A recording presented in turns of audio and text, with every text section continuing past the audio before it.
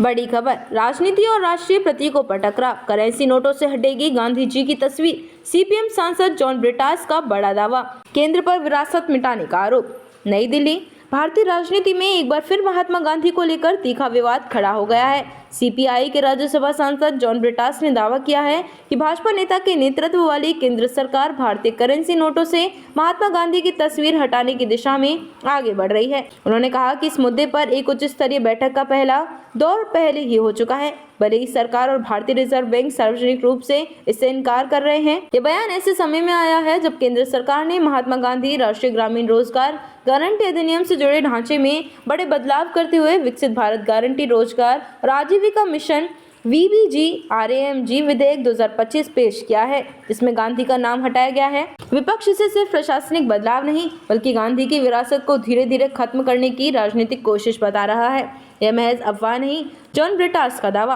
राजधानी में पत्रकारों से बातचीत में जॉन ब्रिटास ने कहा, सरकार इनकार के बावजूद इस मुद्दे पर उच्च स्तर पर चर्चा का पहला दौर पहले ही हो चुका है। यह अब सिर्फ अटकलें नहीं है। मुद्रा से गांधी जी की तस्वीर हटाना राष्ट्र के प्रतीकों को नए सिरे से परिभाषित करने के लिए एक व्यापक परियोजना का हिस्सा है।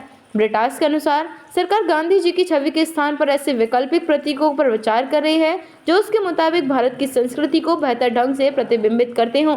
सूत्रों के हवाले से उन्होंने दावा किया कि भारत माता जैसे प्रतीक भी संभावित विकल्पों में शामिल हैं। आरबीआई और सरकार का पक्ष, कोई प्रस्ताव नहीं। इस दावे पर सरकार और आरबीआई दोनों की ओर से पहले भी स्पष्ट इनकार किया जा चुका है। आरबीआई का आधिकारिक रुख, भारतीय रिजर्व बैंक का कहना है कि करेंसी नोटों के डिजाइन पर अंतिम अधिकार आरबीआई के पास है और यह प्रक्रिया सरकार से परामर्श के साथ होती है।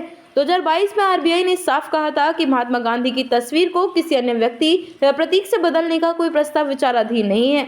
उस समय मीडिया में खबरें आई थीं कि रविंद्रनाथ टैगोर या एपीजे अब्दुल कलाम जैसे महान हस्तियों की तस्वीरें कुछ नोटों पर लाई जा सकती हैं, जिन्हें आरबीआई ने पूरी तरह खारिज कर दिया था।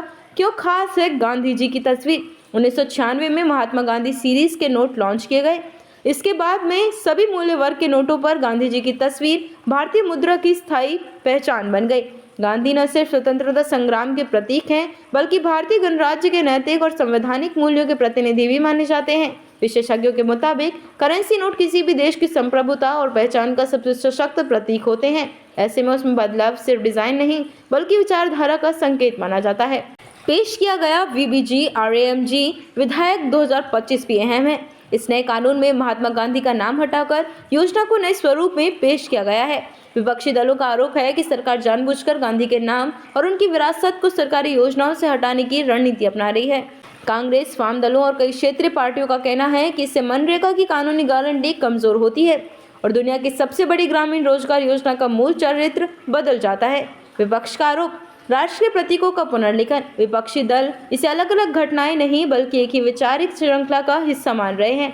पहले योजनाओं से गांधी का नाम हटाना और अब कथित तौर पर करेंसी नोटों से गांधी जी की तस्वीर हटाने की चर्चा। सीपीआई, कांग्रेस और अन्य दलों का कहना है कि ये सब मिलकर भारत के स्वतंत्रता आंदोलन और उसके मूल नायकों की भूमिका को कमतर करने की कोशिश है।